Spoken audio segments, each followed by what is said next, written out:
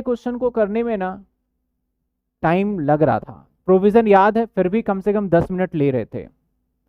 House property के question को करने में प्रोविजन कम थे लेकिन उसमें भी मैं बोलूंगा टाइम लग रहा था। कैपिटल गेन के अंदर भी प्रोविजन होगा लेकिन सिर्फ 2 लाइन के अंदर आंसर निकलता है इसका, सिर्फ 2 लाइन में। सर 2 लाइन में कैसे? कैपिटल का मतलब यहां पे, कैपिटल का मतलब इस चैप्टर में देखो हर जगह कैपिटल का मतलब होता है अलग अलग। इस चैप्टर में इनकम टैक्स में बोला जाता है बच्चों कैपिटल का मतलब है यहां पे फिक्स एसेट से। कैपिटल का मतलब क्या है यहां पे? नॉर्मली फिक्स एसेट से। और ज्यादा से ज्यादा हमारे सवाल में यूज होने वाला है लैंड एंड बिल्डिंग, ठीक है। और मैं सिंपल सी बात करूं, कैपिटल को फिक्स एसेट्स बोलूं ना तो थोड़ा सा कहना गलत होगा मेरे हिसाब से। मैं इसको कैपिटल का मतलब दैट इज एसेट्स बस। यानी और गेन का मतलब होता है सर प्रॉफिट। आपको 11वीं क्लास में पढ़ाया जाता है ये गेन, लेकिन उस टाइम पे इतनी बातें समझ में नहीं आती सर गेन का मतलब क्या है। 11वीं क्लास के अंदर बताया जाता है, एग्जाम में क्वेश्चन भी आता है प्रॉफिट और गेन में डिफरेंस या प्रॉफिट और गेन को एक्सप्लेन करिए। देखिए एक होता है day to day business, regular business. सब्जी वाला है, डेली आलू प्याज ला रहा है, आलू प्याज बेच रहा है, 10 का आलू ला रहा है, 12 रुपए का बेच रहा है, तो 2 रुपए कमा रहा है। ये जो 2 रुपए की कमाई है ये रेगुलर है, रोज कमाएगा वो। तो जो रेगुलर इनकम होता है उससे जो कमाते हैं यानी बिजनेस एक्टिविटी के इनकम से कमाते हैं उसको हम बोलते हैं गेन, सॉरी प्रॉफिट। उसको क्या बोलते हैं हम? प्रॉफिट। और ऐसा इनकम जो कि हमारा डेली बेसिस पे नहीं है, कभी कभी हो जाता है, उसको बोला जाता है हमारा गेन। बस ये फर्क है। तो सर बिजनेस के अंदर एसेट्स हर रोज नहीं बेचा जाता, यानी अपने पर्सनल लाइफ में भी कोई एसेट्स डेली नहीं बेचा जाता। मकान खरीदा 10-15 साल, कई तो 100 साल भी बेच रहे हैं, बहुत बात बेचते हैं। तो वो तो बोला गया एसेट्स को, एसेट्स पे प्रॉफिट। सर एसेट्स पे प्रॉफिट कब होगा हमारा? सिंपल सी बात है, एसेट्स पे प्रॉफिट कैसे होगा? मान लेते हैं कि मैंने एक बिल्डिंग, फॉर एग्जाम्पल मैं ले लेता हूं एग्जाम्पल, मैंने एक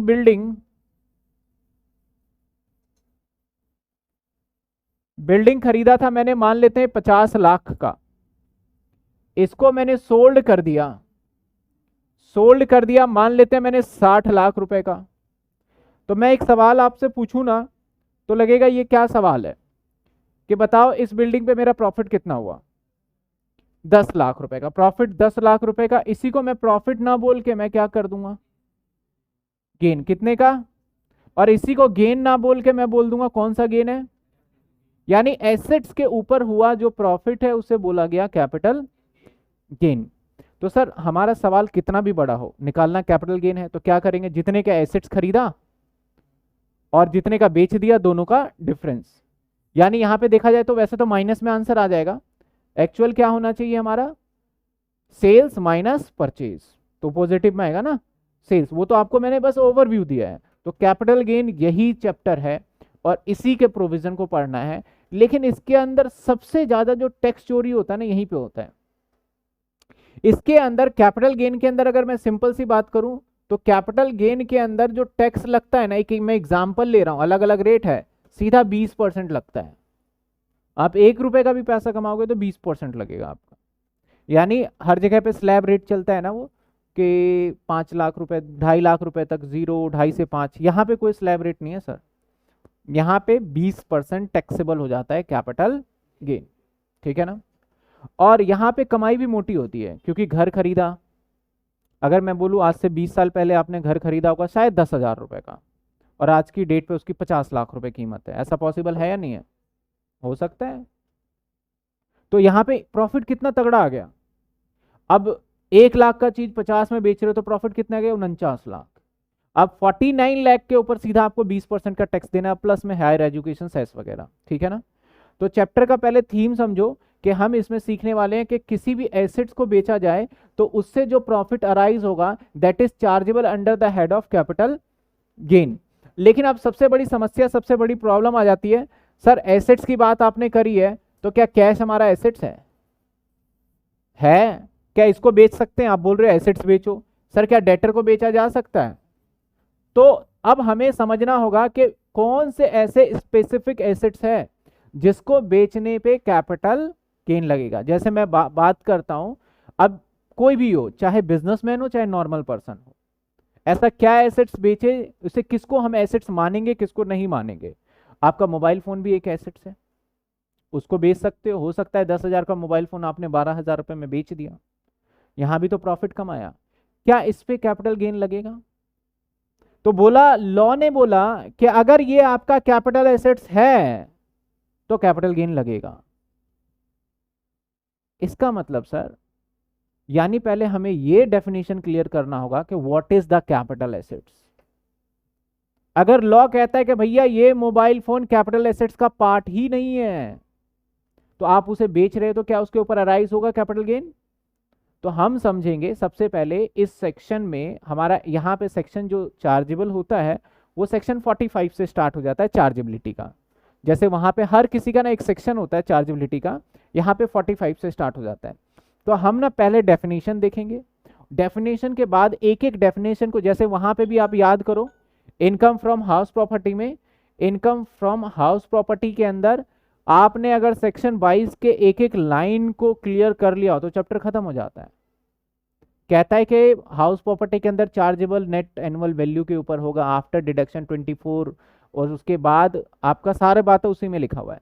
ऐसे इसका सेक्शन देखेंगे फिर हमें एक एक बात क्लियर हो जाएगा। एक बार शेड्यूल दोबारा बता देना प्लीज, मैं लास्ट में एक बार फिर से एक्सप्लेन कर दूंगा, चैप्टर जैसे ही होगा मैं दोबारा बता दूंगा, ठीक है? काफी बच्चे पूछ रहे हैं, तो मैं सिंपल सी बात है, कल मॉर्निंग में हाउस प्रॉपर्टी का डाउट लूंगा 11:30, मैं दोबारा बता दूंगा आपको। चलिए आगे हम बात करते हैं सर किसका, चार्जेबिलिटी का। आपके सामने चार्जेबिलिटी है, और एक चीज ध्यान रखना, ये जो सेक्शन है ये लॉ के अंदर लिखा हुआ है, दुनिया की किसी भी किताब में उठा लो बातें यही लिखी होगी, इसके अलावा कुछ नहीं लिख सकते, क्योंकि लॉ को हम चेंज नहीं कर सकते। हाँ थोड़े आसान लैंग्वेज में, लेकिन ये मैक्सिमम बेसिस ऑफ चार्जेस समझते हैं क्या कहता है। कहता है एनी, ध्यान देना यहां, एनी प्रॉफिट और gain arising from transfer. Sir any profit और gain arising from transfer, sir what transfer, किस ट्रांसफर की बात चल रही है? मैं अंडरलाइन भी कर रहा हूं सर, ये ट्रांसफर के कोई भी प्रॉफिट का मतलब, सर बोलने का मतलब क्या है इस डेफिनेशन के अंदर प्रॉफिट से? प्रॉफिट का मतलब है आपने 10 लाख रुपए का सामान आपने 12 लाख रुपए में बेच दिया, ये आपने परचेज किया था और आपने बेचा 12 लाख रुपए का, तो ये क्या हो गया आपका सेल्स। देन आपका जो 2 लाख है, भाई बोलता है कि आप इसे गेन कहिए आप इसे प्रॉफिट कहिए, वो आपकी इच्छा है। कहता है कोई भी प्रॉफिट हो या फिर कोई भी गेन हो, अराइज का मतलब होना, क्या इस वाले ट्रांजैक्शन में हमें प्रॉफिट अराइज हुआ है? जी सर 2 लाख रुपए का प्रॉफिट अराइज हुआ है, तो इस 2 लाख को बोल रहे हैं अराइज हुआ हो, लेकिन बेचने के बाद।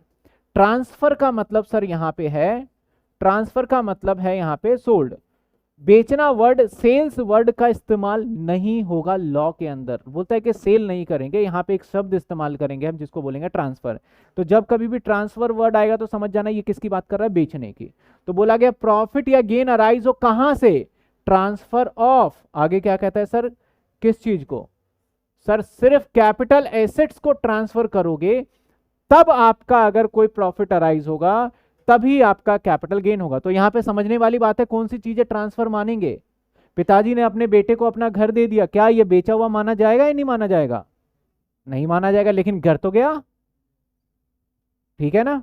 तो बहुत सारी चीजें ऐसी चीजें हैं जो कि आपको लगेगा कि ये चीज दी जा रही है, लेकिन एक्चुअल में वो उसको दिया नहीं जाएगा। तो हमें ट्रांसफर को भी अच्छे से समझना है। कैपिटल एसेट्स में बताया भाई कैश भी है, डेटर भी है, बीआर भी है, स्टॉक भी है, तो ये सभी क्या कैपिटल एसेट्स है? नहीं, कैपिटल एसेट्स में आपको समझना होगा कि कौन कौन से आएंगे पार्ट। कहता है affected in the previous year, ऐसा कुछ भी प्रीवियस ईयर में होता है। सर प्रीवियस ईयर का मतलब क्या होता है? वेरी सिंपल सी बात है, जिस साल के लिए हम टैक्स निकालते हैं ना उस साल को प्रीवियस ईयर कहा जाता है इनकम टैक्स के अंदर, और जिस साल में कैलकुलेट करते हैं उसके लिए असेसमेंट ईयर कहा जाता है। फर्स्ट क्लास जब लिया था तो हमने डिटेल में देखा था। तो कोई दिक्कत नहीं है। अभी आप समझिए सिर्फ प्रीवियस ईयर, जब लॉ में यहाँ इनकम टैक्स के अंदर जब प्रीवियस ईयर कहा जाएगा तो इसका मतलब होगा जिस साल हम इनकम टैक्स निकालेंगे उसको बोला जा रहा है प्रीवियस ईयर, सीधी सी बात है, ठीक है। शैल बी चार्जेबल, चार्जेबल का मतलब टैक्स लगेगा to tax under the head of capital gain. यानी सर कैपिटल गेन लगने के लिए कुछ कंडीशन है, एक तो प्रॉफिट होना जरूरी है, एक ट्रांसफर होना जरूरी है, और एक कैपिटल एसेट्स होना जरूरी है। अगर ये तीनों बातें दिखा तभी कैपिटल गेन चार्ज हो सकता है। एक तो क्या होना जरूरी है, नंबर 1 प्रॉफिट या गेन, सर नंबर 2 ट्रांसफर होगा तभी हो सकता है, नंबर 3 क्या ट्रांसफर करोगे, कैपिटल गेन। और ये कैलकुलेशन कब करोगे, प्रीवियस ईयर के अंदर, और तब capital under the head of house property आएगा। बच्चे पूछ रहे हैं सर लेट ज्वाइन हो रहे हैं और बोल रहे हैं सर ट्रांसफर का मतलब, जी ट्रांसफर का मतलब सोल्ड होता है, सेल्स होता है, और कोई चीज है नहीं इसके अंदर इतनी बड़ी बात।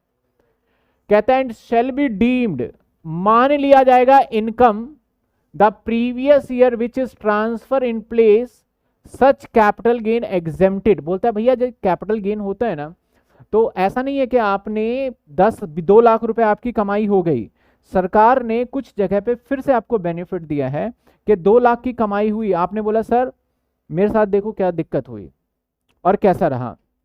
दिक्कत ये हुआ कि मैं जो हूं वो एक ऐसे जगह पे रह रहा था जो इस साइड भी मेरे घर के पड़ोस में भी वो ऐसे इंसान रह रहे थे जो डेली लड़ाई झगड़ा करता है, इस साइड भी जो था डेली लड़ाई झगड़ा। तो मेरे पास एक ही ऑप्शन बचता कि यहाँ से बेच के निकलो।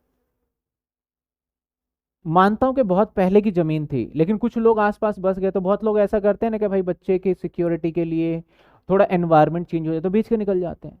तो उन्होंने क्या करा, उस घर को वहां से बेचा। तो ऑब्वियस सी बात है भैया 10 का खरीदा होगा तो 20-25 का बेच दिया उसने, यहाँ फायदा हुआ। और फिर से उसने एक नया घर एक अच्छे से लोकेलिटी में ले लिया। उसका पर्पस ये नहीं था कि हम यहाँ पे पैसा कमाएं, उसका पर्पस क्या था कि हम अपने सोसाइटी को चेंज करें। अगर इस पे भी सरकार टैक्स लगाने लग जाए तो ये तो बोला जाएगा गलत हो रहा है हमारे साथ। तो गवर्नमेंट ने बोला हम कुछ ऐसे एक्टिविटी जो कि जेन्युइनली आप करना मजबूरी हो जाता है, ऐसे एक्टिविटी अगर आप करते हो, जैसे कि आपने 10 लाख रुपए कमाया और कहीं भी 10 लाख रुपए का घर ले लिया, तो हम क्या करेंगे, आपसे इनकम टैक्स नहीं लेने वाले, हम यहां से माइनस कर देंगे 10 लाख रुपए और आपका टैक्सेबल इनकम क्या कर देंगे, 0 कर देंगे। या 2 लाख रुपए कमाया तो 2 लाख 0 कर देंगे। तो सर ऐसा कौन कौन से एक्टिविटी है जो हमें माइनस करने दिया जाएगा, वो पूरा का पूरा एक्टिविटी सेक्शन 54 की सीरीज में बोला गया है। सर 54 की सीरीज का मतलब sir 54, 54B, 54D, 54EC, 54EE, 54F, 54G, GA, GB, और इसके बाद भी 54 डबल ई आ गया ना, हाँ ठीक है, GAGB। इतने सारे सर, ये इतने सारे सेक्शन क्या है, जैसे फॉर एग्जांपल 54 में बोला गया भैया घर बेचो और खरीदो, तब हम बताएंगे कैसे आपको बेनिफिट मिलेगा।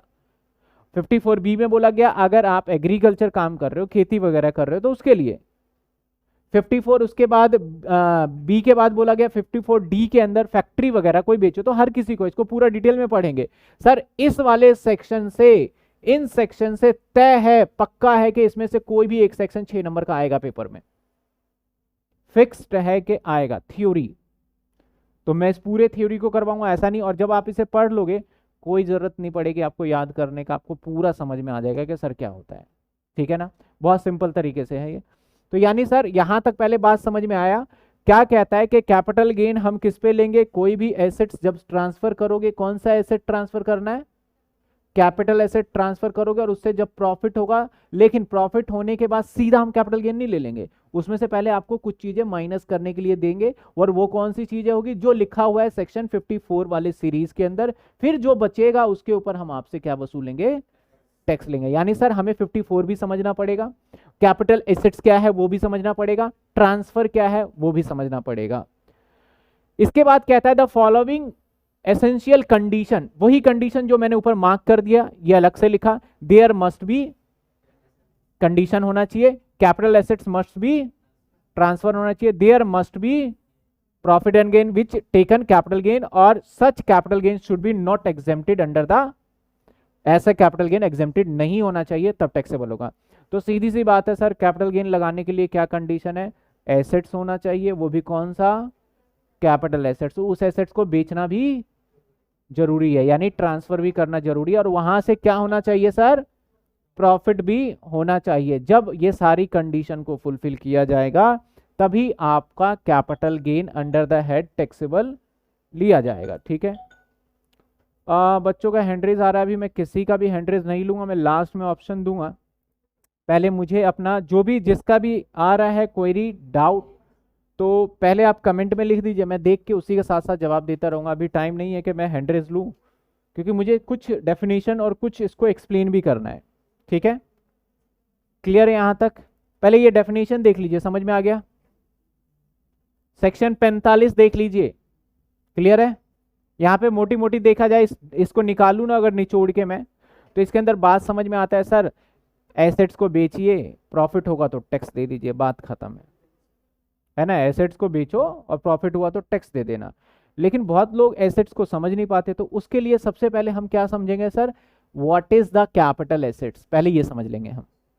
उसके बाद फिर हम समझेंगे कि भैया ट्रांसफर क्या होता है। ठीक है, उसके बाद फिर हम कैपिटल गेन कैसे निकाला जाएगा वो देख लेंगे। Sir D point,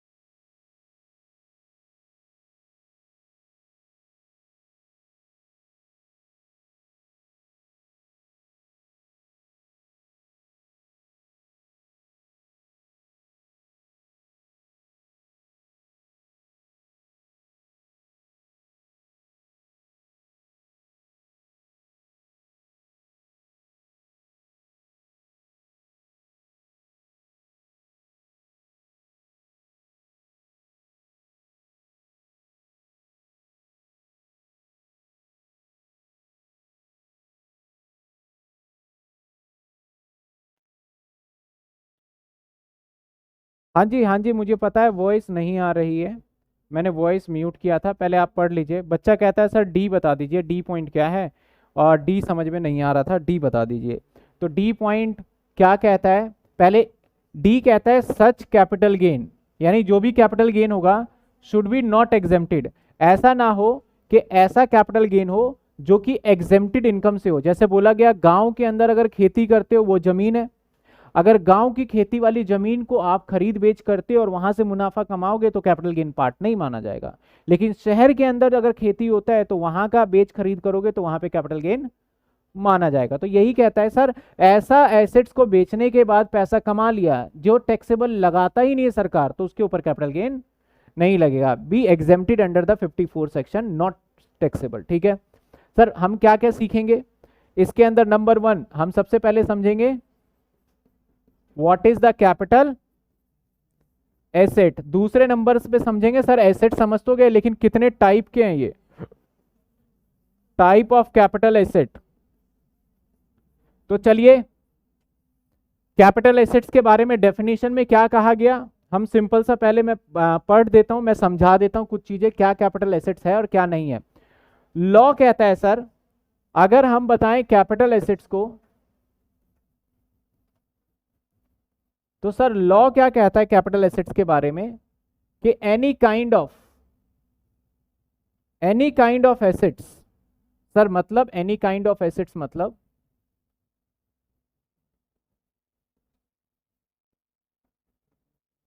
whether connected to the business or not, whether connected to the business और नॉट। एक तो ये सिंपल सी बात वर्ड है, मैं ये सारी चीजें आपको लिखा हुआ दे दूंगा, लिखने की जरूरत नहीं है। तो सबसे पहले क्या कहता है कि सर कैपिटल एसेट्स वो है किसी भी तरीके का एसेट्स, किसी भी तरीके का एसेट्स। और इनफैक्ट एसेट्स की जगह पे लॉ मेकर ने जो कानून बना रहे थे तो उन्होंने वर्ड यूज कर लिया एसेट्स की जगह का पे क्या वर्ड यूज कर लिया उन्होंने, बोला कोई भी प्रॉपर्टी हो, एनी काइंड ऑफ प्रॉपर्टी, चाहे वो बिजनेस के लिए इस्तेमाल हो रहा हो चाहे बिजनेस के लिए इस्तेमाल ना हो रहा हो, उसे कैपिटल एसेट्स बोलेंगे। लेकिन इस डेफिनेशन को बोलने के बाद तो कुछ बचता ही नहीं है। बोला रुक जाओ, अभी थोड़ा और एक्सप्लेन करते हैं। अब आपके दिमाग में आ रहा होगा सर कैपिटल एसेट्स दो तरीके के होंगे। सर कौन से कैपिटल एसेट्स? लॉ मेकर ने जब ये लॉ लिखा जा रहा था तो उन्होंने बोला था, आप ध्यान थोड़ा सा मैं और क्लियरिटी कर दूं कि हम ना कैपिटल एसेट्स को दो तरीके का मान लेंगे। सर कौन सा सर कैपिटल एसेट्स? यहां पे बोला गया दो तरीके का होगा, लॉन्ग टर्म शॉर्ट टर्म नहीं। बोला एक ऐसा कैपिटल एसेट्स जिसको उठा के एक जगह से दूसरे जगह ले जाया जा सकता है, जैसे ये मोबाइल फोन मैं ले जाऊंगा, और एक ऐसा एसेट्स हो सकता है जिसको एक जगह से दूसरी जगह पे ले जाया, एक हो गया उसको बोलते हैं जो एक जगह से दूसरी जगह ले जाया जाता है ना, उसको बोलते हैं मूवेबल एसेट्स। और जो एक जगह से दूसरी जगह ले जाना लाना पॉसिबल नहीं है, जिसे बोलते हैं इमूवेबल एसेट्स, जैसे कि लैंड एंड बिल्डिंग। ठीक है ना? तो बोला गया कि भैया कैपिटल एसेट्स दो हैं, एक तो मूवेबल है, एक है हमारा इमूवेबल। बोला भैया मूवेबल एसेट्स जो है ना, इसके अंदर समस्या है। मूवेबल एसेट्स की समस्या है। इमूवेबल एसेट्स तो कोई भी हो, कोई भी इमूवेबल एसेट्स हो, कोई भी एनी, यानी सर अगर मैं सच्चाई बताऊं ना तो एक ही एसेट्स बचता है, इमूवेबल, लैंड एंड बिल्डिंग। तो चाहे कोई भी बिजनेस से कनेक्टेड हो चाहे ना कनेक्टेड हो, कोई भी हो, एनी इमूवेबल एसेट्स हो, सर ये तो आपका कैपिटल गेन लगेगा, इसके ऊपर तो कैपिटल गेन लगेगा, पहली कंडीशन। अब इमूवेबल के अंदर बोला भैया मैं तो अपने शर्ट को भी एसेट्स मानता हूं, तो क्या मैं शर्ट्स अगर बेच देता हूं तो क्या इसके ऊपर भी कैपिटल गेन लगेगा? मैं अपने वॉच को भी मान रहा हूं, अपने फोन को भी मान रहा हूं, मतलब मैं बहुत सारी चीजों को, अगर मैं बोलता है कि चाहे बिजनेस से कनेक्टेड हो चाहे ना कनेक्टेड हो, तो मैं वो बातें बता रहा हूं जो मेरे बिजनेस से कनेक्टेड नहीं है। पता चला मैंने शर्ट को बेच दिया और कैपिटल गेन निकालने बैठ गया मैं, तो ये चीज पॉसिबल नहीं है। तो बोला गया भैया इमूवेबल के अंदर अब दो बातें होंगी, एक होगा जो कि बिजनेस के अंदर यूज हो रहा होगा, बिजनेस से रिलेटेड होगा, ठीक है ना, एक होगा जो बिजनेस, तो बोला भैया बिजनेस से जो रिलेटेड होगा, बोला गया एक होगा जो किससे रिलेटेड होगा, तो बोला गया बिजनेस से रिलेटेड कोई भी वो movable assets, any kind of movable assets जो कि बिजनेस से रिलेटेड है, सर उसके ऊपर कैपिटल गेन लगेगा। लेकिन अगर कोई भी पर्सनल है, अगर पर्सनल है तो उसके ऊपर कैपिटल गेन क्या होना चाहिए? नहीं लगेगा कैपिटल गेन। जब ये बोला गया ना कैपिटल गेन नहीं लगा, तो देखा गया लोग वागों ने गोल्ड 1,000 रुपए तोला का लेके 50,000 रुपए तोले में बेचना चालू कर रहे थे। गोल्ड तो बहुत जल्दी अप्रिशिएट भी हो जाता है, 2-3 साल में कम से कम बढ़ जाता है। तो और गोल्ड मूवेबल है इमूवेबल है? मूवेबल है। मैंने बोला भैया मैंने चेन पहन रखी है या मेरे पास रिंग है सोने की या डायमंड की, मैंने इसको बेच दिया है। लॉ आप कहते हो कि सर पर्सनल एसेट्स अगर मूवेबल होगा तो कैपिटल गेन नहीं लेंगे, यही कह रहा था लॉ, लेकिन मैंने तो गोल्ड बेचा है। तो लॉ को सोचना पड़ गया इस बात पे, यार इस पे तो ये पैसे कमा रहा है और ये डेली रूटीन का भी नहीं है, तो बोला इसके अंदर अब एक्सेप्शन डालेंगे हम। आपने बेच लिया, मैंने बोला कोई भी आपका पर्सनल एसेट्स है उसके ऊपर हम कैपिटल गेन नहीं लेंगे, एक्सेप्ट अगर ये पर्सनल एसेट्स है और मूवेबल भी है तो हम आपसे कैपिटल गेन कैलकुलेट करेंगे, दैट इज इसे हम कैपिटल एसेट्स मानेंगे। जैसे बोला गया गोल्ड, ज्वेलरी कोई भी बोल सकते हो, साथ के साथ बोला गया आपका कोई ऐसी महंगी चीजें जैसे पेंटिंग। पेंटिंग क्या होता है? पेंटिंग बहुत लोगों की बहुत महंगी महंगी बिक जाती है, तो पेंटिंग को रखा गया, आर्ट रखा गया, ड्राइंग रखा गया। तो आर्कियोलॉजिकल कलेक्शन जो कि बहुत पुरानी पुरानी चीजें आपने रखा है वो बहुत महंगी बिक जाती है, तो उन चीजों को बोला गया सर वो पर्सनल में अगर ऐसा कुछ हुआ ना तो वो उस पर हम क्या करेंगे, आपसे टैक्सेबल ले लेंगे। इसके बाद कैपिटल एसेट्स शेयर्स को बोला गया कि जितने भी शेयर्स है वो भी हमारे कैपिटल एसेट्स की बात है। अभी हम मोटी मोटी बातें करते हैं, इन सभी को मैं दिखाऊंगा। सर कैपिटल एसेट्स कौन सा होता है? हर एक तरीके का प्रॉपर्टी, कोई भी प्रॉपर्टी हो कैपिटल एसेट्स होता है, चाहे वो बिजनेस के लिए यूज हो रहा हो। और ज्यादा एक्सप्लेन करने के लिए क्या करा सर, ये दो तरीके का हो सकता है, या मूवेबल या इमूवेबल है तो सोचना ही नहीं है भैया कैपिटल एसेट्स है, भैया तो घर बना अपने लिए यूज कर रहा है चाहे कंपनी के लिए यूज कर रहा है। मूवेबल है तो अगर कंपनी के लिए यूज हो रहा है, बिजनेस के लिए यूज हो रहा है, तब तो सर वो कैपिटल एसेट्स है, लेकिन पर्सनल के लिए है तो कैपिटल एसेट्स। लेकिन सर कुछ एक्सेप्शन केस है कि उसके अंदर कैपिटल एसेट्स माना जाएगा। यानी अब देखो डबल एक्सेप्शन लग रहा है, जब लॉ को हम पढ़ते हैं ना तो कंफ्यूजन हो जाती है। पहले बोला गया सारा का सारा प्रॉपर्टी जो है वो कैपिटल एसेट्स है, बोला गया अब कुछ डिटेल इसमें से इसको हम कैपिटल एसेट्स नहीं बोलेंगे, ये एक्सेप्शन है। उसके बाद बोला गया इस एक्सेप्शन के भी एक्सेप्शन है कि इसको कैपिटल एसेट्स बोल दिया जाएगा। तो बड़ी सिंपल सी चीज है, कैपिटल एसेट्स को हम ध्यान से देखें तो कैपिटल एसेट्स क्या किसे बोला जाएगा, तो फटाफट देखिए कुछ ये चार्ट है जहां पे 214 सेक्शन 214 ये हमें डिफाइन करता है sir what is the capital assets. आप सभी के 10 ईयर में ये चार्ट ऑलरेडी इनकॉर्पोरेटेड है। सेक्शन 2 सबसेक्शन 14 में डिफाइन है कैपिटल एसेट्स किसे बोला जाएगा। कहता है कैपिटल एसेट्स, देखो जो डेफिनेशन लॉ में मैंने एज इट इज लिखा है इसके अंदर मैंने कोई बदलाव करने की कोशिश नहीं करी, बस इसको थोड़ा सा इजी करने की कोशिश करी कि आपको समझ में आ जाए। क्या कहता है सर, कहता है कैपिटल एसेट्स वो एसेट्स है means property any kind of held for assessee whether to connected और हिज बिजनेस और प्रोफेशन और नॉट। मैं वही बातें इतनी देर से बोले जा रहा हूं तो मैंने सोचा चार्ट दिखाने से पहले आपको पहले बातें समझा देते हैं तो फिर ये सब क्या रह जाएगा समझ में आने लगेगा। ठीक है, हाँ टेंजिबल इंटेंजिबल भी बच्चे बोल रहे हैं तो वो सारी चीजें कवर्ड हो जाएगी। अब देख लीजिए, कहता है कि the term assets include all kind of property whether movable और टेंजिबल इंटेंजिबल फिक्स या सर्कुलेटिंग। फिक्स सर्कुलेटिंग का मतलब है जो एक जगह से दूसरी जगह जा सकता है, जैसे डिबेंचर और शेयर, उसे सर्कुलेटिंग शेयर बोलते हैं हम, सर्कुलेटिंग एसेट्स बोलते हैं। जैसे ले भाई मेरा शेयर तू ले ले, है तो एसेट्स, शेयर दे दिया तो सर्कुलेटिंग में आ जाता है। ठीक है, यानी सर यहाँ पे सर्कुलेटिंग से रिलेटेड है कि यहाँ पे शेयर वगैरह भी काउंट हो जाता है, वैसे सिक्योरिटी बोलते हैं तो वो काउंट हो गया। तो पहले इस डेफिनेशन को देखिए कि बोला गया कि भैया any kind of property held by the assessee, held का मतलब जो एसएससी के पास है, चाहे उसके बिजनेस से कनेक्टेड है चाहे उसके बिजनेस से कनेक्टेड, उसे हम क्या बोलेंगे कैपिटल एसेट्स बोलेंगे। और कैपिटल एसेट्स के अंदर इंक्लूड होता है चाहे वो मूवेबल हो चाहे वो इमूवेबल हो, चाहे टेंजिबल हो चाहे इंटेंजिबल हो, चाहे सर्कुलेटिंग हो। अब इसको डिफाइन करने के लिए बोला गया सर इमूवेबल क्या होता है, all type of movable property, कोई भी हो, all type of movable property whether for the business और पर्सनल, जैसे कि हाउस फैक्ट्री लैंड गोडाउन।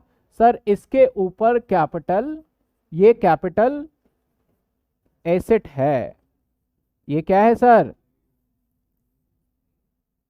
समझ में आए ये क्या है हमारा, तो यही मैं पीछे भी बता रहा था, कोई भी हमारा इमूवेबल है तो कैपिटल एसेट्स है, चाहे बिजनेस के लिए हो चाहे पर्सनल हो। अब आ जाते हैं दूसरे एस्पेक्ट में, कौन सा, मूवेबल। मूवेबल की बात करें तो एक तो होगा किस पर्पस के लिए और एक होगा कहा गया बिजनेस पर्पस में any kind of movable assets, किसी भी तरीके का movable assets part of capital assets. जैसे अगर आप बिजनेस के अंदर अगर कोई भी मूवेबल एसेट्स हुआ तो उसे हम मान लेंगे, जैसे बिजनेस के अंदर अगर उन्होंने लैपटॉप बेच दिया ना अपना, जैसे बिजनेस में लैपटॉप पुराना हो जाता है, उन्होंने बेचा तो वहां कैपिटल गेन कैलकुलेट होगा। लेकिन आप अपना पर्सनल लैपटॉप बेचेंगे तो कैलकुलेट नहीं होगा। उन्होंने अपना एसी उठा के बेच दिया तो कैपिटल गेन लगेगा, पर्सनल बेच दिया तो नहीं लगेगा, उन्होंने कार बेच दिया तो लगेगा, आप बेचोगे तो बोला गया भाई जो बिजनेस से कनेक्टेड है वो तो कैपिटल एसेट है, जैसे air condition, laptop, car, machinery, तो दैट इज क्या है हमारा ये कैपिटल एसेट। लेकिन अगर पर्सनल हुआ तो all type of movable assets are not part of capital assets. Law ने कह दिया भैया पर्सनल एसेट्स अगर मूवेबल है तो कैपिटल एसेट्स नहीं मानेंगे, एक्सेप्ट इन चीजों को छोड़ करके। क्या क्या सर, ज्वेलरी, ज्वेलरी में क्या आ जाता है, सारे के सारे आभूषण आ जाते हैं आपके, चाहे डायमंड का हो चाहे सिल्वर का हो चाहे आपका गोल्ड का हो, सारा आ जाएगा ज्वेलरी के अंदर। ठीक है, इसके बाद बोला गया ज्वेलरी के बाद सर ड्राइंग, आपके पेंटिंग्स ड्राइंग आपके मूवेबल एसेट्स है, वो पर्सनल है लेकिन आपने उसे बेच दिया। जैसे कि मैं पेंटर की बात करूं तो कुछ बहुत बड़े ऐसे पेंटर हैं, पेंटिंग समझ में आए चाहे नहीं आए, उनकी पेंटिंग महंगी बिक जाती है उनके नाम पे। ठीक है, तो वो स्कल्पचर क्या होते हैं, जैसे स्कल्पचर का मतलब होता है बहुत पुरानी चीजें, ये बेसिकली क्या होता है जैसे मान लो किसी के पास डायनासोर का कुछ, मान लेते हैं स्कल्पचर, मतलब उसका कोई कंकाल वगैरह मिल जाता है कि ये जेन्युइन डायनासोर का है, तो वो करोड़ों अरबों में बेच सकते हो आप, क्योंकि बहुत सारे लोगों को शौक होता है। जैसे मैं बात करूं तो विजय माल्या जो थे, थोड़े शौकीन किस्म के इंसान थे वो, तो उन्होंने क्या करा था कि एक तलवार, टीपू सुल्तान की तलवार थी, वो 6,000 करोड़ रुपए में खरीदा था उन्होंने। 6,000 करोड़ का टीपू सुल्तान की तलवार, 6,000 करोड़ या बहुत एक्सपेंसिव 700 करोड़ या 600 करोड़, एग्जैक्ट नहीं है, खरीदा था। आप गूगल करके देखोगे तो पता चल जाएगा। तो वो देखा के लेके आ गए उसको, ठीक है ना, इंग्लैंड से उन्होंने खरीदा था। तो ऐसे स्कल्पचर का मतलब होता है ढांचे, कंकाल वगैरह जिसे हम बोलते हैं, वो चीजें। आपका ऐसे आर्कियोलॉजिकल कलेक्शन, पुरानी चीजें जो आपके पास पड़े हुए हैं, वो पुरानी चीजें आर्कियोलॉजिकल कलेक्शन में क्या होता है, नोट। आप देखोगे ना, लाल किले पे जाओ और बोलो कि 10 पैसे कितने का मिलेगा, वो बोलेगा भैया 100 रुपए का देंगे 10 पैसा, क्योंकि 10 पैसे आपने देखे नहीं है। और आप, कुछ लोगों को आदत होती है कि उस 10 पैसे को संभाल के रखेंगे कि ये 10 पैसा है। आपने 1 पैसा 2 पैसा भी नहीं देखा होगा, लेकिन क्या ये 1 पैसा 2 पैसा 10 पैसा था? कुछ बच्चों को तो लगेगा पता नहीं कब की बात कर रहे हैं, ये एग्जिस्टेंस में था। आप गूगल है तो पिक्चर वगैरह तो देख सकते हो। यहाँ नियर बाय बोलूँ तो लाल किले में जाइए, लाल किले पे बहुत सारे ऐसे लोग हैं जो पुराने करेंसी को लेके बैठे हुए हैं और उसको करते हैं। आप वहां पे जाइए, 500 रुपए का जो नोटबंदी में हो गया था ना बंद, आपको 500 रुपए में नहीं मिलेगा, वो शायद 1,000 या 1,200 रुपए में बिक रहा होगा। तो जिन्होंने उस टाइम पे फेंक दिया वो तो बेवकूफ थे, अब उसकी कीमत क्या हो गई है, बढ़ गई है। तो वो क्या है, आर्कियोलॉजिकल कलेक्शन। बिल्कुल, आप जाइए, बोलिए पुराने नोट्स चाहिए मुझे, वो मिलेगा आपको 500 रुपए का, लेकिन 500 में वो महंगा मिलेगा अब आपको। हाँ वो होता है आपके पास, कई बार गवर्नमेंट भी निकालते हैं कि इस सीरीज के नोट किसी के पास है तो उसे इतने पैसे दिए जाएंगे। गवर्नमेंट भी कहते हैं कि ये सीरीज वाले नोट ले आओ तो वो हो जाएगा, तो उस पर नहीं जाते। बस हमारा मेन है आर्कियोलॉजिकल कलेक्शन, पुरानी चीजें। जैसे 5 रुपए का जैसे कॉइन है, मेरे पास भी है 5 रुपए का। पहले, अभी तो इतना सा कॉइन होता है, पहले इतना बड़ा कॉइन हुआ करता था, 5 रुपए का बड़ा कॉइन होता था, ठीक है। हाँ, तो वो महंगा बिकेगा अभी। एनी पेंटिंग, सर पेंटिंग और ड्राइंग में क्या फर्क है? पेंटिंग ब्रश से बनाया जाता है, ड्राइंग पेंसिल से बनाया जाता है। एनी वर्क आर्ट, आपका कोई हैंडक्राफ्ट आर्ट हो, आपने कोई बुनाई वगैरह किया हो, इस तरीका कोई आपका हैंडक्राफ्ट से आर्ट हो, तो वो तो बोला गया ये जो हम आपको बता रहे हैं ना, ABCDEF तक, यानी 6 बातें, ये 6 बातें पर्सनल हुआ तब भी कैपिटल एसेट्स के कैटेगरी में माना जाएगा। बाकी कुछ भी है वो नहीं है, बस ये 6 बातें ही रखा। तो यानी बताओ पर्सनल कार क्या आएगा? नहीं आएगा। लेकिन एंटिक कार हुआ तो आ जाएगा ना। एंटिक का मतलब क्या हो गया कि पहले के टाइम पे यूनिक रखा हुआ है, कुछ लोगों को शौक होता है कि इस तरीके, तो वो आ जाएगा क्योंकि वो महंगा बेचेगा उसे ले जाके। तो ऐसे यहां पे रखा गया। अब आगे कहता है note, capital assets do not include stock in trade. Capital assets में स्टॉक इन ट्रेड नहीं माना जाएगा। यानी जैसे कि मान लो एक प्रॉपर्टी डीलर है, वो भी तो मकान खरीद और बेच रहा है, लेकिन प्रॉपर्टी डीलर के लिए वो मकान एक स्टॉक के तरीके से है, वो 10 मकान डेली खरीदता है, 10 मकान डेली बेच देता है, उसका काम ही ये है। तो अगर कोई अपने व्यापार में स्टॉक के तरीके से किसी भी तरीके का एसेट्स यूज कर रहा हो, वो कैपिटल एसेट्स नहीं होगा। अब सुनार की बात कर लेते हैं, गोल्ड स्मिथ की बात कर लो, जितने भी ज्वेलरी शॉप वाले वो तो डेली 5 किलो सोना खरीदते हैं, 5 किलो बेच रहे हैं, लेकिन वो उसका क्या है, बिजनेस। और वो गोल्ड उसके लिए क्या है, स्टॉक है। लेकिन आपके लिए क्या है, कैपिटल एसेट्स है, ठीक है ना। तो यहां पे क्या कहा गया कि एनी स्टॉक, आपका रूरल एग्रीकल्चर लैंड, जो गांव के ग्रामीण के जो जमीन है, उसको माना जाएगा आपका कौन सा? सर इसे भी कैपिटल एसेट्स कैटेगरी में नहीं माना जाएगा। क्या कहता है, capital asset does not include, ये तो कैपिटल एसेट्स है ही नहीं सर, ये सारी बातें हैं। लेकिन आप कहोगे सर गोल्ड यहां पे आ जाएगा, बिजनेस पर्पस के लिए है, करंट एसेट्स है, स्टॉक है, तो नहीं, पहले ही मना कर दिया गया कि इनको भी आप कैपिटल एसेट्स नहीं मानेंगे। चाहे आपका हो 6% गोल्ड बॉन्ड। गवर्नमेंट क्या करता है, गोल्ड बॉन्ड का मतलब है गवर्नमेंट बहुत टाइम पे कुछ ऐसे एसेट्स निकालती है जिसके ऊपर गवर्नमेंट कहती है ये टैक्स फ्री है, इसमें पैसा लगाइए, वो टैक्स फ्री है। तो उसमें से हमारा जो 1977 में इशू किया गया था 6.5% गोल्ड बॉन्ड, वो भी आपका टैक्स फ्री है। 7% 1980 में किया गया था। नेशनल डिफेंस बॉन्ड भी किया गया था 1980 में। स्पेशल बियरर बॉन्ड 1991 में किया गया था। गोल्ड डिपॉजिट आपका, या गोल्ड डिपॉजिट स्कीम 1999 में कुछ बॉन्ड निकाले गए थे गवर्नमेंट के द्वारा इन जगह पे। तो वो सर बड़ी बेसिक सी बात है, बड़ी सिंपल सी बात है। अगर छोटी सी बात बोलूं तो जो मैं पहले बातें बता रहा था वो सारे के सारे यही चीजें लिखी हुई है कि सर कैपिटल एसेट्स वो है जो कि आपका मूवेबल हो चाहे इमूवेबल। मूवेबल में बस आपको ध्यान रखना है, पर्सनल में 6 बातें तो कैपिटल एसेट्स हो जाएगी, बाकी कोई भी कैपिटल एसेट्स नहीं होगी। और बिजनेस से कनेक्टेड में ध्यान रखना है कि स्टॉक वगैरह ना हो, एग्रीकल्चर लैंड ना हो, और ये बॉन्ड ना हो। इनको हमने कैपिटल एसेट्स की कैटेगरी से क्या कर रखा है, बाहर करा हुआ है।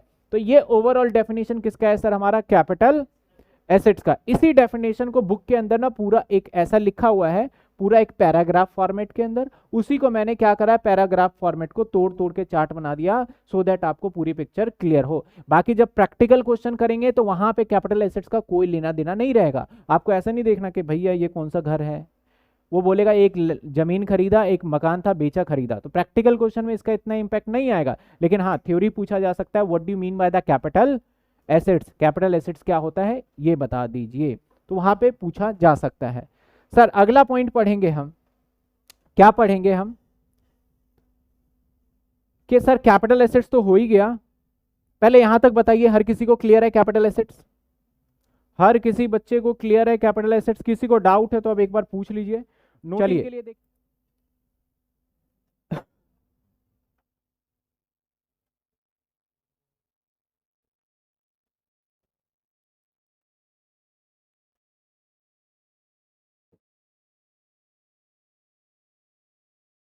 Type of sir capital, sir वही जो आपने स्टार्टिंग से सीखा हुआ है सर, कैपिटल एसेट्स के टाइप। यानी एसेट्स दो तरीके के हो सकते हैं सर, टाइप की बात करें, या तो हो सकता है एसेट्स लॉन्ग टर्म, या तो एसेट्स हो सकता है लॉन्ग टर्म, या हो सकता है आपका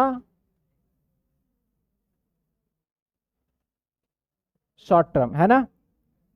दो तरीके के एसेट्स हो सकते हैं, या तो हो सकता है सर लॉन्ग टर्म, या हो सकता है आपका शॉर्ट टर्म, यानी लॉन्ग टर्म और शॉर्ट टर्म। सर अकाउंट्स को और इनकम टैक्स को बिल्कुल सेपरेट लेके चलिएगा रियल लाइफ के अंदर।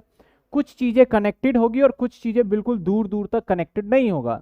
अकाउंट्स के अंदर हमने पढ़ा है कि any kind of assets which is convert within a 1 year called as a current assets या शॉर्ट टर्म एसेट्स।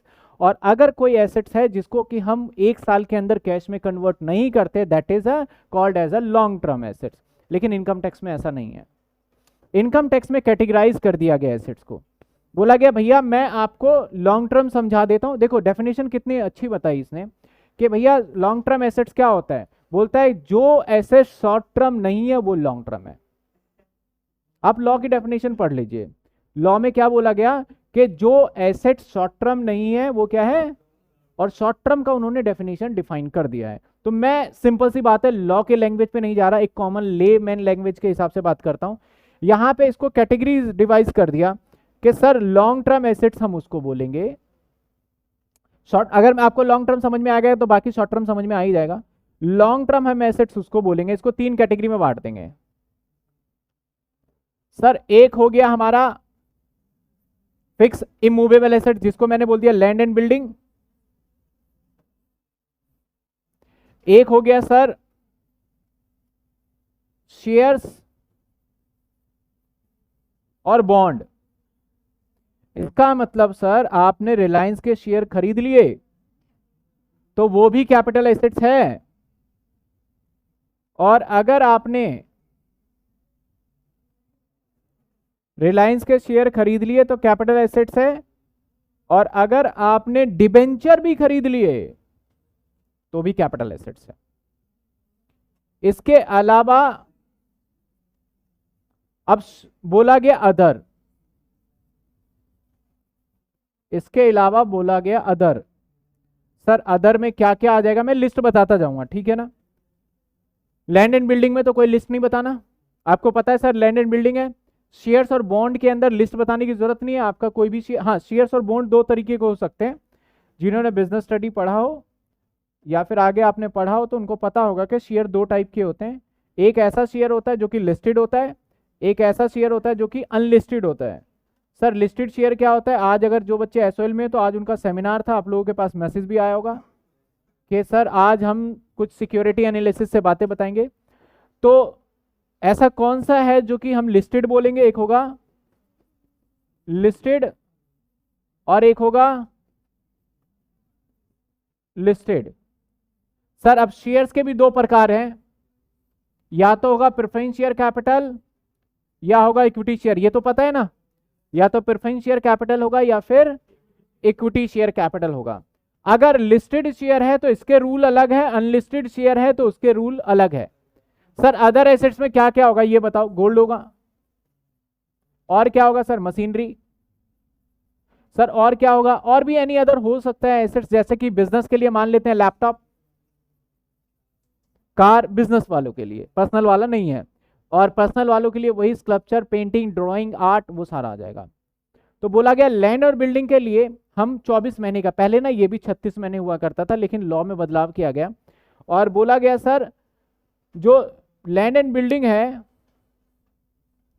इसके लिए हम रखेंगे 24 महीने से अगर ज्यादा है, 24 महीने से ग्रेटर है तो हम उसको बोलेंगे सर ये क्या है? लॉन्ग टर्म है। अगर 24 महीने से ज्यादा है, अगर बिजनेस के लिए तो आएगा, पर्सनल तो आएगा नहीं, ठीक है ना। तो मेरा लैपटॉप अगर मेरे बिजनेस के नाम पे, अब देखो बिजनेस के लिए कैसे पता चले? बिजनेस के आईडी पे बिल हो, बिजनेस के आईडी पे सारा डॉक्यूमेंट है। तो अगर मैं अपना लैपटॉप या अपना मैं ये बोर्ड अगर मैं बोलूँ तो that is a my capital assets, लेकिन यही बोर्ड आप घर पे लेके अपने पर्सनल यूज के लिए कर रहे हो तो not a business, a capital assets. Simple सी बात है। सर अगर आपका लैंड और बिल्डिंग है ना तो आप शॉर्ट टर्म और लॉन्ग टर्म डिफाइन करने के लिए क्या करोगे? 24 महीने का समय लोगे। अगर 24 मंथ से अबव है तो दैट इज क्या माना जाएगा आपका? Long term. या 24 से आपका लेस देन या 24 है तो आपका माना जाएगा शॉर्ट टर्म, ठीक है। आगे कहा गया सर बॉन्ड और शेयर्स के लिए लिस्टेड है तो वहां पे आप 12 महीने का हिसाब किताब मानोगे, और अनलिस्टेड है तो वहां भी आपको 24 महीने का हिसाब किताब मानना पड़ेगा। प्रेफरेंस शेयर के लिए बोला गया भैया 24 महीने का हिसाब किताब चलेगा, वेदर लिस्टेड और नॉन लिस्टेड। बाकी सभी को बोला गया कि 36 महीने का हिसाब किताब लेके चलना है। बाकी सभी के लिए 36 महीने का हिसाब किताब लेके हम चलेंगे। पहले यहां तक देखिए, इसी को मैंने कोशिश किया है कि एक चार्ट में आपको समझा दूं। यानी हमारा एसेट्स हो सकता है लॉन्ग टर्म। अब मैं बोलूं मैं बिल्डिंग को मैं बेच देता हूं 8 महीने के अंदर, तो बताओ लॉन्ग टर्म कैपिटल एसेट्स हुआ या शॉर्ट टर्म? शॉर्ट टर्म, क्योंकि 24 महीने से। मैंने बोला मैंने शेयर 6 महीने में बेच दिया, शॉर्ट टर्म। मैंने बोला बिल्डिंग मैंने 36 महीने में बेचा, लॉन्ग टर्म हो जाएगा। मैंने बोला लैपटॉप मैंने 35 महीने में बेच दिया, लैपटॉप के लिए क्या है? 36 महीने के बाद लॉन्ग टर्म, 36 महीने से बिलो रहा तो हमारा शॉर्ट टर्म माना जाएगा। तो ये आपको क्राइटेरिया पता होना चाहिए, क्योंकि लॉन्ग टर्म के अंदर कैलकुलेशन अलग होता है और शॉर्ट टर्म के अंदर कैलकुलेशन अलग होता है, जो कि हम देखेंगे। तो सर आइए देखते हैं कि लॉन्ग टर्म और शॉर्ट टर्म के डिफाइन कैसे किया गया। मैंने एक सिंपल सा चार्ट बना दिया आप लोगों के लिए, ताकि आप लोगों को एक ही पेज पे सारी चीजें समझ में आ जाए और ज्यादा दिमाग ना लगाना पड़े। क्या कहता है nature of capital assets?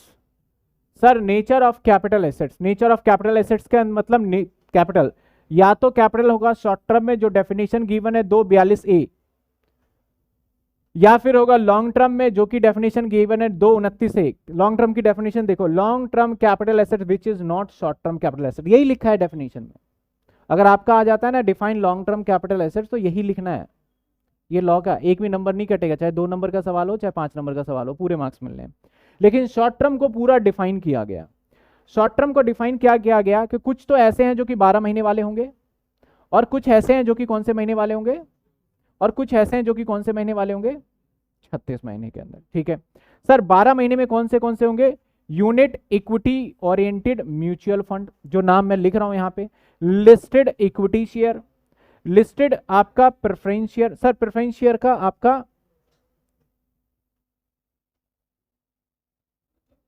Non listed है आपका प्रेफरेंस शेयर। मैं एक बार इसको काट देता हूं, अभी इसको एक बार ध्यान मत दीजिएगा, प्रेफरेंस शेयर को मैं यहां से हटा रहा हूं, इसको करेक्शन करवा देंगे। सिर्फ आप लिस्टेड इक्विटी शेयर लीजिए, listed debenture, listed bond, listed government security, listed zero coupon bond. अब इसमें से कुछ एक वर्ड है, बॉन्ड क्या होता है? जैसे देखिए किसी भी कंपनी को पैसे की जरूरत है, अगर किसी भी कंपनी को फंड की जरूरत है तो सर वो फंड 3 जगह से अरेंज कर सकता है। सबसे पहले भागा भागा जाएगा वो बैंक के पास, अगर बैंकर ने मदद किया तो ठीक, नहीं तो मैं इक्विटी शेयर से या प्रेफरेंस शेयर से ले लूंगा, यानी शेयर कैपिटल, या फिर मैं दूसरा डिबेंचर कर सकता हूं। कंपनी की मैं बात कर रहा हूं, यहां से पैसे अरेंज किए जा सकते हैं। अगर मैं डिबेंचर से करता हूं, इन केस के मैं डिबेंचर से करता हूं, तो अब डिबेंचर से पैसे इंतजाम करने की जिम्मेदारी 2 लोग होते हैं, या तो सिंपल सा रिलायंस लिमिटेड हो सकता है या एसबीआई हो सकता है। आपको पता है रिलायंस एक पूरा प्राइवेट ऑर्गेनाइजेशन है और एसबीआई एक थोड़ा सरकारी भी है, जिसको हम बोलते हैं पब्लिक सेक्टर यूनिट। तो अगर सरकारी कंपनी ऐसे डिबेंचर वगैरह इशू करके पैसे लेती है, तो वो डिबेंचर को नाम को थोड़ा डिफरेंशिएट करके बोलती है, हम डिबेंचर नहीं बोलेंगे, हम तो इसको क्या बोलेंगे, बॉन्ड बोलेंगे। तो बॉन्ड और डिबेंचर में नथिंग, कोई फर्क नहीं है। गवर्नमेंट कंपनी जब इस तरीके से कर्जा लेती है पब्लिक से, तो वो बॉन्ड शब्द का इस्तेमाल करती है, और वैसे प्राइवेट लिमिटेड या लिमिटेड कंपनी इस तरीके से कर्जा लेती है तो किस शब्द का इस्तेमाल करती है, डिबेंचर। अब गवर्नमेंट कंपनी जब कर्जा लेगी तो गवर्नमेंट कंपनी कर्जा लौटाएगी भी, और 10 रुपए लेके अगर 15 रुपए लौटा रही है तो पब्लिक बोलेगा सर 10 लोगे और 15 मुझे लौटाओगे। अब फिर बाद में बोलोगे 5 रुपए पे हमें दो, क्या टैक्स दो और कैपिटल गेन दो, तो मैं तो आप ही को वापस दे रहा हूं। तो गवर्नमेंट ने कुछ ऐसे बॉन्ड को एग्जेम्प्ट कर दिया, बोला भैया ये बॉन्ड ऐसे है ही नहीं जिसके प्रॉफिट पे आपको टैक्स देना होगा। जो बॉन्ड आपका यहां पे मेंशन था नीचे, गोल्ड बॉन्ड, ये बॉन्ड क्या है, नाम है सिक्योरिटी का। जैसे कि बोल दिया उसने गोल्ड बॉन्ड 1977, फिर गोल्ड बॉन्ड फिर 80 में आया, फिर national defence bond gold bond आ गया आपका 80 में, एक और लेके आए, फिर आपका आ गया स्पेशल बियरर बॉन्ड लेके आए, फिर अलग अलग नाम है। तो इसमें हमें जाने की जरूरत नहीं है, और इसके ऊपर से कभी भी एग्जाम में सवाल पूछा भी नहीं जाएगा। तो लिस्टेड बॉन्ड हो सकता है, लिस्टेड गवर्नमेंट सिक्योरिटी, नाम बदल बदल के, जीरो कूपन बॉन्ड।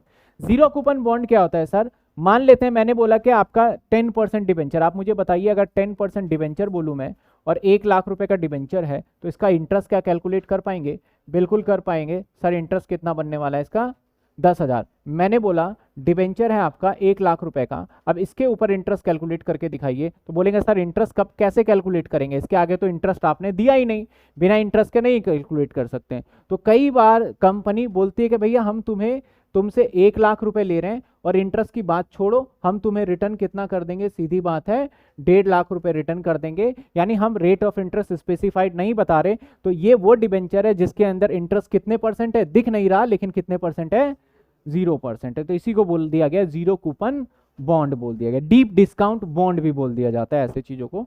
तो हालांकि देखो चैप्टर से कोई लेना देना है नहीं, लेकिन आपको पता होना चाहिए थोड़ी थोड़ी बातें कि सर इसको हम इस तरीके से एक्सप्लेन कर सकते हैं बस।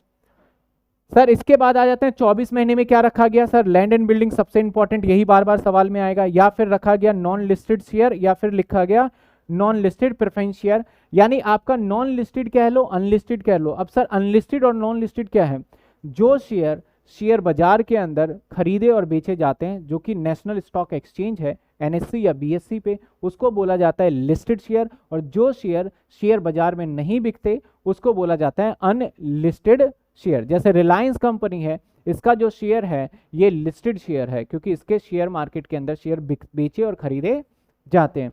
ऐसे में अगर मैं बताऊं फ्लिपकार्ट, तो फ्लिपकार्ट के शेयर बाजार में नहीं मिलेंगे कहीं का, आप जाओगे अगर चाहते हो कि शेयर मार्केट से जाके फ्लिपकार्ट के शेयर खरीद लो, तो नहीं है सर। तो ये अनलिस्टेड शेयर्स होंगे इसके पास जो भी होगा, ठीक है ना। तो लिस्टेड और अनलिस्टेड का ये है। सर 36 महीने में म्यूचुअल फंड हो गया, नॉन लिस्टेड बॉन्ड हो गया, नॉन लिस्टेड डिबेंचर आ गया, नॉन लिस्टेड गवर्नमेंट सिक्योरिटी आ गया, ऑल कैपिटल एसेट्स आ गया। सर म्यूचुअल फंड क्या होता है, मिला जुला के बहुत सारी चीजों को, शेयर्स और डिबेंचर को जब मिला दिया जाता है तो उसको म्यूचुअल फंड कहते हैं।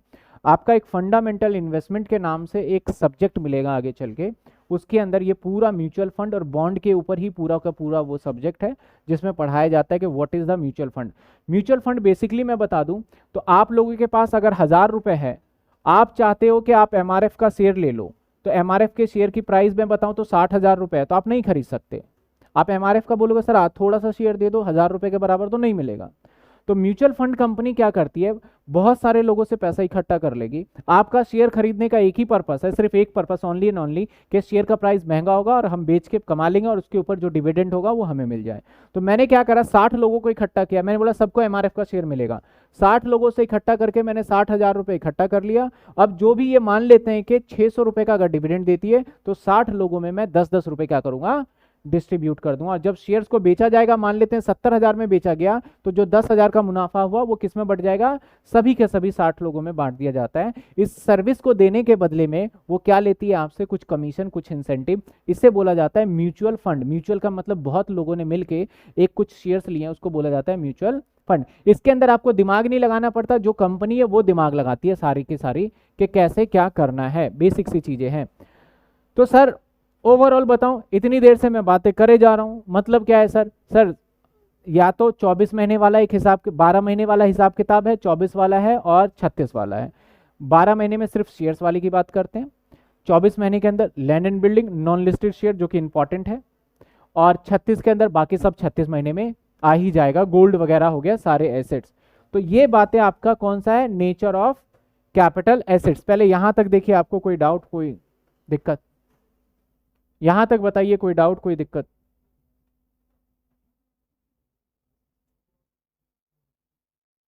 सर ये म्यूचुअल फंड ना ऑल का मतलब पता होना चाहिए। डेप्ट इज इक्वल टू बॉन्ड, बिल्कुल ठीक लिखा है। बताइए इसमें डाउट। अभी हमने क्या क्या कर लिया, फटाफट से क्विकली अगर रिवाइज करें। हमने सबसे पहले देखा डेफिनेशन। डेफिनेशन में क्या बताया कि भैया कैपिटल गेन लगेगा अगर आपका प्रॉफिट हुआ, और किस पे, ट्रांसफर पे, और ट्रांसफर क्या करना है, कैपिटल एसेट्स। उसके बाद देखा कैपिटल एसेट्स क्या होता है, सभी प्रॉपर्टी कैपिटल एसेट्स है, लेकिन अगर इमूवेबल हुआ तो सबके लिए, मूवेबल हुआ तो बिजनेस के लिए, और मूवेबल पर्सनल वाले के लिए नहीं माना जाएगा, एक्सेप्ट कुछ पॉइंट को रखा गया वहां पे नहीं माना जाएगा। ठीक है ना, नहीं माना जाएगा। तो यहां तक किसी को कोई डाउट? और हमने देख लिया सर, ये सेक्शन भी हमने अच्छे से देख लिया, इसमें किसी को दिक्कत परेशानी तो बताइए।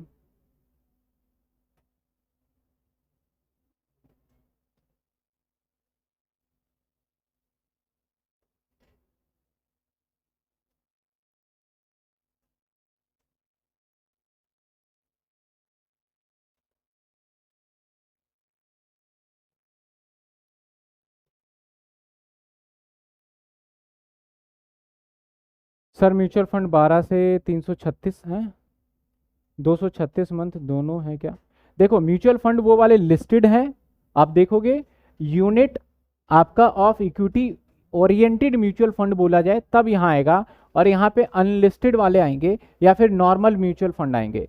अगर इक्विटी ओरिएंटेड हुआ तो 12 महीने में कवर्ड हो जाएगा। बाकी ये म्यूचुअल फंड का सबसे पुरानी कंपनी की बात करें तो यूटीआई है, यूनिट ट्रस्ट ऑफ इंडिया, वो म्यूचुअल फंड का स्टार्टिंग से काम कर रही है। तो उन्होंने एक निकाला हुआ इक्विटी ओरिएंटेड फंड, जिसमें सिर्फ इक्विटी शेयर रहेंगे, डिवेंचर नहीं रहेंगे, वो तो यहाँ कवर्ड होगा, बाकी यहाँ पे कवर्ड हो जाएगा।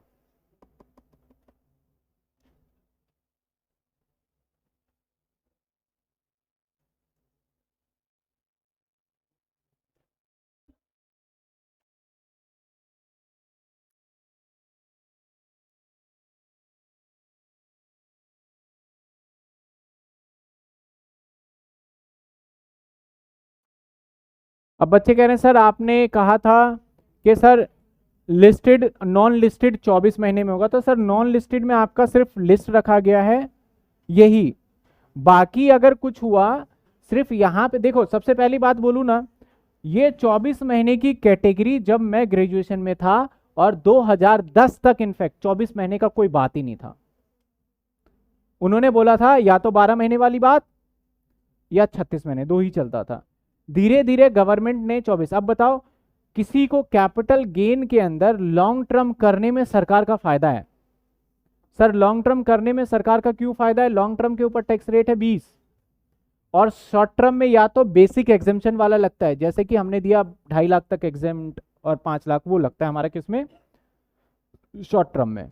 तो सरकार क्या चाहेगी, जल्दी से जल्दी इसको किस में कन्वर्ट करते, इसका मान ले लॉन्ग टर्म। क्योंकि मान लो आपने 5 लाख रुपए का प्रॉफिट कमाया, सपोज करो एक बिल्डिंग को बेच करके, और वो बिल्डिंग बेचा आपने 35 महीने में, तो लॉन्ग टर्म तो हुआ नहीं, शॉर्ट टर्म हो गया। तो 5 लाख तक आपका टैक्स क्या हो गया, जीरो। सरकार ने उसके लॉन्ग टर्म के दायरे को घटा के क्या कर दिया, शॉर्ट टर्म 24 महीने कर दिए। यानी जो 36 महीने में आपका लॉन्ग टर्म कहलाता था, अब कितने में कर दिया, 24। अगर अब 35 महीने में बेचा तो क्या कहलाएगा, लॉन्ग टर्म, जिसके ऊपर सीधा आपको 20% देना होगा, यानी 5 लाख के ऊपर 20% आपका 1 लाख रुपए सीधा सीधा क्या चला जाएगा, टैक्स। तो सरकार ने अपना बेनिफिट सोचा है। पहले लिस्टेड शेयर जो थे ना वो टैक्स फ्री होता था, लॉन्ग टर्म में टैक्स फ्री, लेकिन अभी हाल फिलहाल में उन्होंने क्या करा, इसके ऊपर टैक्स लगा दिया। इसकी भी कहानी देखेंगे। पी चिदम्बरम ने जाने से पहले ये काम करके गए थे कि 2018 31 जनवरी से पहले उन्होंने जब स्पीच दिया था तब बोला था भैया ये लॉन्ग टर्म होगा। तो हम सारी बातों को धीरे धीरे पढ़ेंगे, अभी तो बस थियोरिटिकल पार्ट बेसिक बेसिक हम पढ़ रहे हैं। ओल्ड वाला कितने का है सर, 10 ईयर में आपका,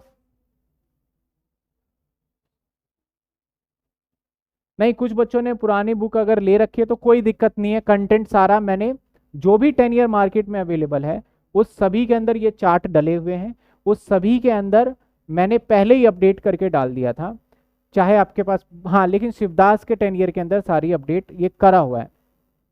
कुछ 10 ईयर मार्केट में ऐसे अवेलेबल है जिसके अंदर इमेजेस है और कुछ में इमेजेस बैक में है, तो फर्क कुछ भी नहीं है, आप मिला के देख लेना, कोई फर्क नहीं, आपको क्वेश्चन सारा वर्ड टू वर्ड मिलने वाला है।